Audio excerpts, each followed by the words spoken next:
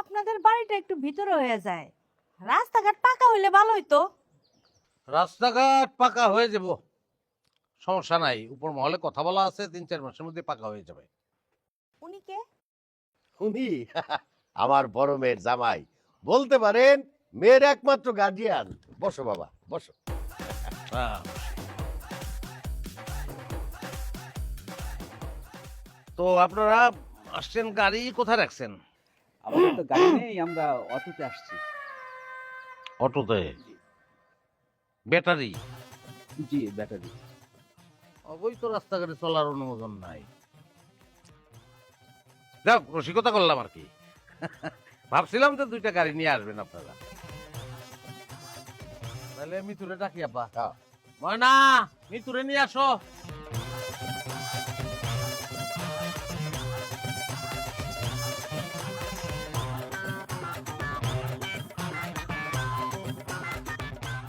এই যে আমার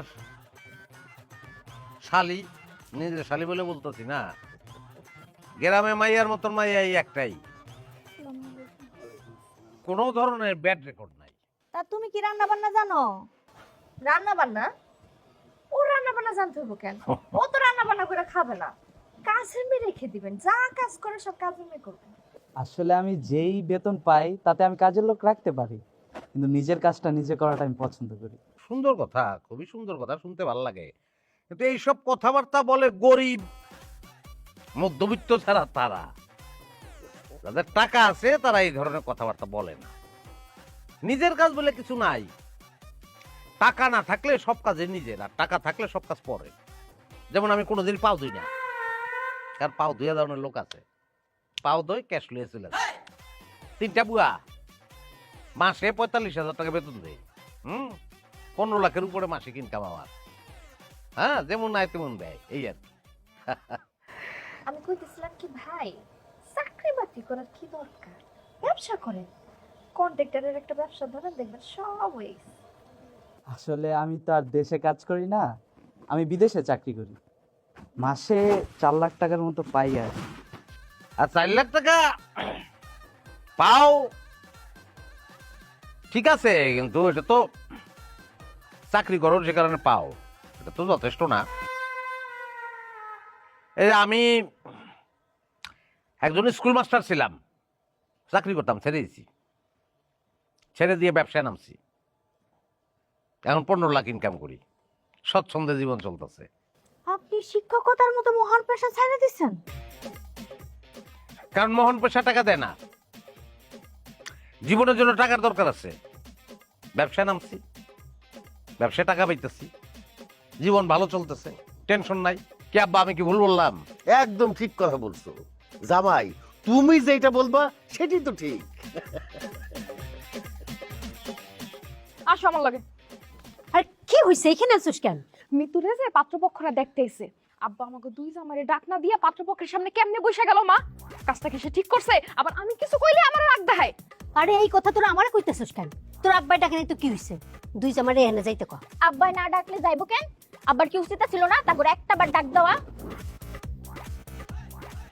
মিষ্টি অনেক বেশি বেশি হয়ে যাইতেছে, এটা একটা বিহিত করণ লাগবো। হ আপা, তুমি ঠিকই কইছো। মেয়ে আমাদের পছন্দ হয়েছে, আপনারা যদি বলেন তাহলে আমরা আজকেই কাবিন পড়ায় যাইতে পারি। ছেলের ছুটি কম। মেয়ে আপনাদের পছন্দ হয়েছে, পছন্দ হওয়ারই কথা, সেটা ঠিক আছে, কিন্তু আমাদের তো ছেলে পছন্দ হয় নাই। কেন, কি হয়েছে ছেলে? পছন্দ হয় নাই, ছেলের ইনকাম কম। ছেলে এমনিতে সব দিক দিয়ে ভালো, কিন্তু ইনকাম বললো মাসে 4 লাখ, এটা একটু কম। মাসে 4 লাখ টাকা কামাই, এটাও কম? না, কম না, কিন্তু আমার ডিমান্ডটা আর একটু বেশি। কত আপনাদের ডিমান্ড কত? মিনিমাম 8 লাখ। 8 লাখ টাকা ইনকাম যদি ছেলের না হয়, তাহলে আমার শালি, মানে আমি চাই না যে তাদের সঙ্গে আমরা সম্বন্ধ করব। কিন্তু 4 লাখ টাকা তো কোনো অংশে কম না। তোমাকে কে ডাকছে? আমি বুঝলাম না তোমাদের এখানে কে ডাকছে। এখানে আমরা মুরব্বীরা কথা বলতেছি। আব্বা দেখেন তো, তারা এখানে মাঝখানে কথা বলে কেন? এই, তোমাদের এখানে আমি ডাকছি? কি কাবে আসছো এখানে? যাও ঘরে যাও। আবার দাঁড়ায় গেছে। মানে ওনাদের পরিচয়? একজন আমার মেজো মেয়ের জামাই, একজন আমার সেজো মেয়ের জামাই। অকম্মা, কোনো কাম কাজ করে না, এদের দিয়ে কিছু হবে না। যা করার আমার বড় জামাই করে। ঠিক আছে, আপনাদের যখন পছন্দ না, আমরাও একটু ভাবি জামাই হওয়ার আগে আমার দেবর অপদার্থ কথাটা হজম করতে পারবে কিনা, সেটাও তো ভাববার বিষয় নাকি? চলো। ও মা, দেখি কোথায় যাইতেছেন? মেয়ে দেখতে আসছেন, চাঁদের মতো একটা মেয়ের চেহারাটা দেখে গেছেন। টাকা পয়সা কি আনেন নাকি? মেয়েরা টাকা দিয়ে যাবেন না? বোঝে না, বোঝে না। আপনারও একটা কথা বলি, সবসময় টাকা দেখেন না, মানুষটাও দেখেন। নো নো নো, আপনাদের একটা কথা বলি, আপনাদের ফ্যামিলিতে গোদ আছে, গোদের উপর বিষ ফোড়াও আছে। আপনাদের সংসারে গোদ হইলো আপনার ভাই, আর গোদের উপর বিষ ফোড়া হইলো আপনার ভাবি। আপনার চেয়ে তারা দুজন একটু বেশি বুঝে। যে সংসারে মেয়ে মানুষ বেশি বুঝে, সেরকম ফ্যামিলির সঙ্গে তো আমরা আত্মীয়তা করব না। আপনারা জান যে ব্যাটারি গাড়িতে উঠা পড়ে। চলো চলো। আপনি চিন্তাই করেন না, মিতুল লেগের থেকে বহুত ভালো পাত্র আমি জোগাড় করতেছি। আমি তো চিন্তা করি না। আরে আরে তোরা কই যাস? কই যাইতাছি তুমি এখনো জিগাইতাছো আম্মা? দয়া কইরা আর লজ্জা দিও না। আচ্ছা যাইতেছে, যাক না। আপনার একটা কথা বলি আব্বা, আপনি আপনার এই পয়সাওয়ালা জামাইয়ের জন্য যে অপমানটা আমাকে করলেন, জীবনে কোনোদিন এই অপমান ভুলুম না। আপনার এই বাড়িতে আর জীবনে কোনোদিন পা ফালামু না। আর যদি কেউ মরেও যায় আমাকে কোনোদিন খবর দিবা না। এখন করে দাও। এখন যদি তুমি না করো তাহলে বইটা বোনের সম্পর্ক ঠিক থাকবে না। আব্বা, 1 বছর আগে মিষ্টির বিয়ার সময় যখন আইছিলাম, তখন আমাদের সঙ্গে কি ব্যবহার করা হয়েছিল, কি ব্যবহারটা আপনি করছিলেন, কি ব্যবহার আম্মাই করছিল, কি ব্যবহার তোমরা করছিল, তোমাদের মনে আছে? মনে আছে আব্বা আপনার? মনে নাই? আমি মনে করাই। তুমি বাড়ির বড় জামাই, তোমারে তো আর আসতে মানা করতে পারি না। তবে বিয়ার আসরে মানুষজনের সামনে একটু কম যাইও। কেন আব্বা? আহা, আপনি বুঝেন না কেন? মিষ্টির যেখানে বিয়ে হইতেছে তাদের তো বিরাট অবস্থা, 2টা আড়ত।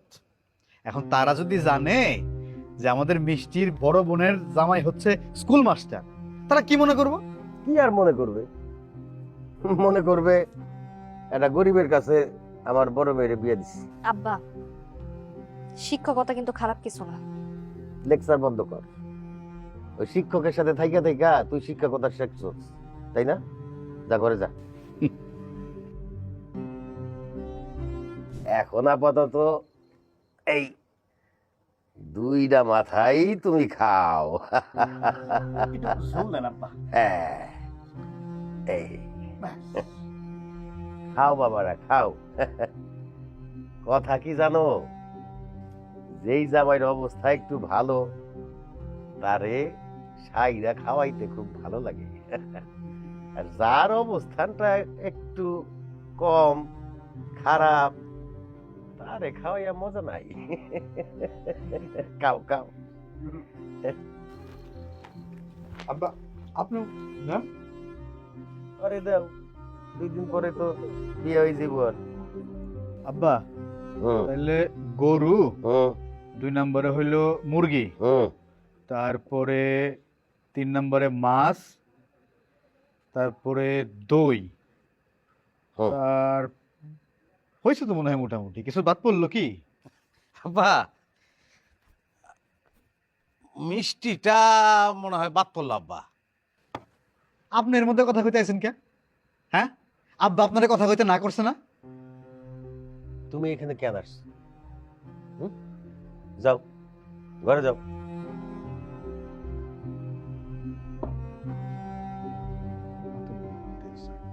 লেখো, মিষ্টি লেখো, আসল জিনিস তো লেখো নাই। তোমার যাইতে কি কইছে? তারা তোমার সাহায্য চায় না, তোমার একবার জানার দরকার আছে? এই শেষ। আর কোনোদিন তোমার হলে আমি বাড়িতে আমো না। আসমো, আমি যে একজন শিক্ষক, আমি যে শিক্ষা দেই, এটা বুঝাই দাও না লিখে আসবো। আবার যখন আমার টাকা ছিল না তখন আমার কদর ছিল না, তখন কদর ছিল আপনার এই দুই জায়গায়, আমার কদর তাদের থেকে কম ছিল। আর যখন আপনি দেখলেন যে আমার টাকা বেশি হয়েছে তাদের চেয়ে বেশি, তখন তাদের কদর নাইমা গেল, আমাদের কদর বেড়ে গেল। খালি স্বামী স্ত্রীর ব্যাপার না, আমার মতো এরকম অসৎ শ্বশুর থাকলে জামাইরা তো অসৎ হইবই। আমার তোরা মাফ করে দে, মা মাফ করে দে। আপনার মুরব্বী মানুষ, আদর করে আমার কাছে মারছেন। খালি একটা অনুরোধ, আপনার তো ছেলে নাই, আপনার মেয়েরা আর মেয়ের জামাইরা সন্তান তুললই তো সবাই, সব সন্তান রে এক নজরে দেখে। হাতের 5 আঙুল তো সমান হয় না, সবগুলো আঙ্গুলি তো আপনার, সমান নজরে দেখে নিয়ে যাচ্ছে, আর কোনো চাওয়া নেই। মৃত্যুর বিয়ার এখন কি হইব? আমার চিন্তা করেন না, এই পোলার সঙ্গেই মৃত্যুর বিয়ে হইব। কিন্তু এই ছেলে কানাডা থাকে না, আমার স্কুলে চাকরি করে, মেধাবী ছেলে, ভালো ছেলে। আমি এই ছেলেটার সঙ্গে মৃত্যুর বিয়ে দিতে চাই, যদি আপনাদের আপত্তি না থাকে। বাবারে, আমার আপত্তি অনাপত্তির কিছু নাই। আমার তো ছেলে নাই, তোমরাই আমার ছেলে। তোমরা যেটা সিদ্ধান্ত নিবা সেইটাই হবে। তবে তোমাদের কাছে আমার একটা অনুরোধ, তোমরা আমার ছেলে হয়েই থাকো। আর আমিও কথা দিতেছি, আমি আমার সন্তানদের সাথে কোনোদিন আর বৈষম্য করব না। আব্বা, আপনারে অসংখ্য ধন্যবাদ। আজকে আমরা আসলে সবাই সবার কাছে খুব মুক্ত হয়ে গেলাম, খুব ভালো ভালো আলোচনা হইলো। কিন্তু আমাদের সবার মধ্যে একটু দুঃখ ঢুকে গেছে, দুঃখটা চাই না। মৃত্যুর বিয়া উপলক্ষে যারা আইছিল তারা তো কিছুই খায় নাই, হ্যাঁ, এগুলো সদ্ব্যবহার আমরা করি। 1 2 3 4 5 6 7 মানুষ কিন্তু বেশি আছে। মৃত্যুর জামাইয়ের লিগে একটা মিষ্টি কিন্তু আলাদা রাখতে হবে, সবাই বেশি বেশি খান না, বা সর্বত্র খান। আপনারা দিয়ে শুরু করি। হ্যাঁ, না আগর না পা